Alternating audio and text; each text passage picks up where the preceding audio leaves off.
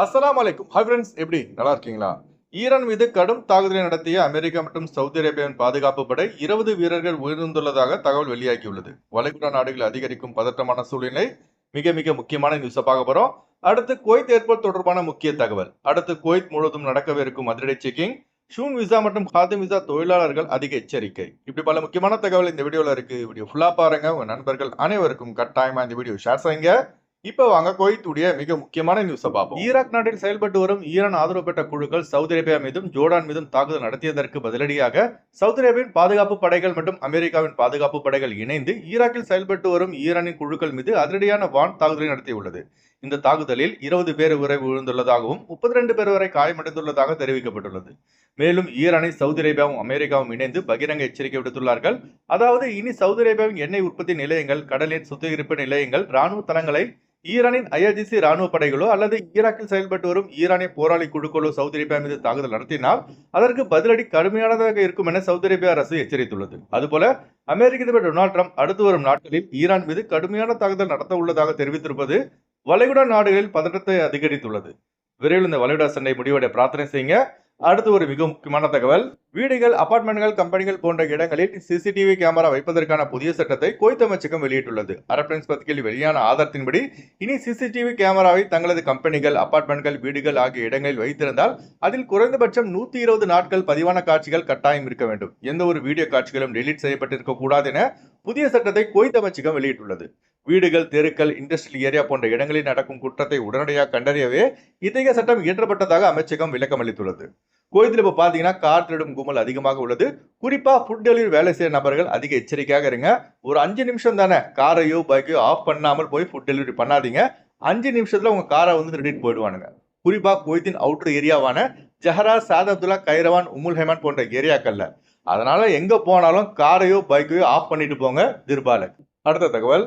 Kuwait முழுவதிலும் உள்ள 6 கவர்னர்களிலும் தீவிரமான செக்கிங்கை தொடங்குமாறு உயரதிகாரிகளுக்கு குவைத்தின் டெபுட்டி பிரைம் மினிஸ்டர் மற்றும் உள்துறை அமைச்சருமான ஷேக் ஃபஹத் அல் சபா அவர்கள் அதிரடியான உத்தரவை பிறப்பித்துள்ளார்கள். அதனால இந்த வீக்கெண்ட்ல குவைத் முழுவதும் தீவிரமான செக்கிங் நடைபெற உள்ளது. இகாமா இல்லாதவர்கள் உடனடியாக ஃபைனை கட்டி உங்க விசா ஸ்டேட்டஸை சரி செய்து கொள்ளுங்கள். அதுபோல ஒரு இடத்துல விசாவை அடித்துக்கொண்டு மற்ற இடங்களில் வேலை செய்பவர்களுக்கும் எச்சரிக்கை விடப்பட்டுள்ளது. நீங்க எந்த விசால குவைத்துக்கு வந்தீங்களோ அந்த விசால மட்டும்தான் வேலை செய்யணும். அதை விட்டுட்டு மற்ற இடங்களில் வேலை செய்யும்போது பிடிபட்டால் உடனே ஃபிங்கர் வச்சு நாடு கடத்தப்படுவீர்கள். அதுபோல உங்க சிவில் ஐடியில் உள்ள அட்ரஸ்ல மட்டும்தான் நீங்க வசிக்க வேண்டும். அதை விட்டுட்டு ஃப்ரெண்ட் ரூம்லயோ இல்ல வேற அட்ரஸ்ல நீங்க தங்கி இருந்தால் உங்கள் மீதும் நடவடிக்கை எடுக்கப்படும். குவைத் முன்ன மாதிரி இல்லைங்க, ரொம்ப ரொம்ப மாறிடுச்சு. முன்பெல்லாம் ஹாதிம் விசா அடிச்சுட்டு வெளியில ஈஸியா வேலை செய்யலாம். ஆனா இப்ப அப்படி கிடையாது. கானூன் எல்லாமே மாறிடுச்சு. இப்ப குவைத்திகளால் கூட வாஸ்தா பாஸ்தா எல்லாம் வைக்க முடியாது. அதனால குவைத்துடைய ரூல்ஸ் அண்ட் ரெகுலேஷனை கரெக்டா ஃபாலோ செய்யுங்க. அடுத்து நம்ம சப்ஸ்கிரைபர் மகாராஜன் என்பவர் கமெண்ட் பாக்ஸ்ல ஒரு டவுட் கேட்டிருந்தாரு. குவைத் ஏர்போர்ட் டெர்மினல் 1 எப்ப திறக்கப்படும் கேட்டிருந்தாரு. குவைத் ஏர்போர்ட் டெர்மினல் 1 ஆனது பாத்தீங்கன்னா 4 முறைக்கு மேல் ஈரானின் ட்ரோன் தாக்குதலுக்கு உள்ளாக்கப்பட்டு பெருத்த சேதம் ஏற்பட்டுள்ளது. இது சரி செய்யவே இன்னும் பாத்தீங்கன்னா 3 அல்லது 4 மாதம் வரை ஆகும்.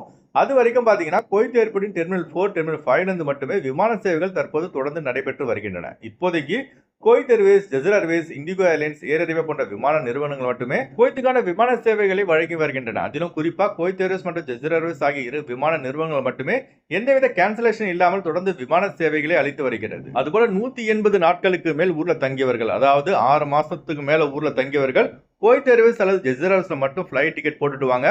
மற்ற ஃபிளைட்ல டிக்கெட் புக் செய்தால் விமானம் ஏற அனுமதி அளிக்க மாட்டாங்க. குவைத்திலிருந்து லீவுக்கு ஊருக்கு போனவங்க ஷூன் விசாவாக இருந்தால், அதாவது கம்பெனி விசாவாக இருந்தால் 180 நாட்கள், அதாவது 6 மாசம் வரை ஊர்ல தங்கலாம்.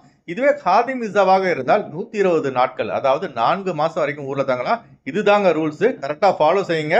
அதுபோல இந்த மிக முக்கியமான தகவலை உங்க நண்பர்கள் அனைவருக்கும் ஷேர் செய்யுங்க.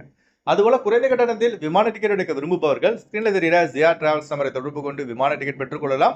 அதுபோல குவைத் செல்வதற்கான பிசிசி, கேம்கா medical, Kuwait visa stamping, attestation, POE செய்து தரப்படுகிறது. அடுத்து வாங்க குவைத்துடைய தினார் ரேட் பார்ப்போம். ஒரு தினார் குவைத் இந்தியாவின் மதிப்பு 307 ரூபாய் 51 பைசாவாக உள்ளது. ஒரு தினார் குவைத் இலங்கையின் மதிப்பு 1070 ரூபாயாக உள்ளது. இப்ப நான் சொன்னது குவைத்துடைய அல்பலா ரேட்டுங்க. அடுத்து குவைத்துடைய கோல்ட் ரேட் பார்ப்போம்.